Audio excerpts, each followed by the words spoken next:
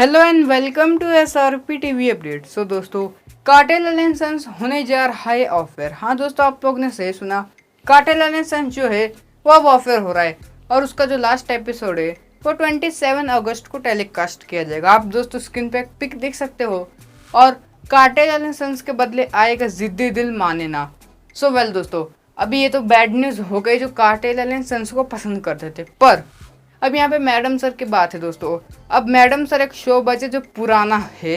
हाँ दोस्तों, madam sir अब सबसे पुराना शो बचा है तारक मेहता को छोड़ के। सो दोस्तों, अब अगर मैडम सर की भी TRP नहीं बढ़ती है, और दोस्तों वैसे 3 वीक से मैडम सर की जो TRP है वो 0.6 आ रही है, जबकि मैडम सर की TRP अभी कम से कम 0.8 आने मांगती थी।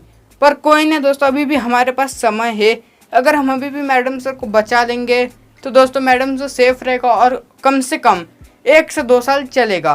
तो दोस्तों मिलते हैं आपसे एक नेक्स्ट इंटरेस्टिंग वीडियो में, तब तक के लिए बाय बाय। और दोस्तों अगर आप लोग ने हमारे चैनल को सब्सक्राइब नहीं किया तो आप लोग प्लीज़ सब्सक्राइब कर लीजिए। सो बाय बाय।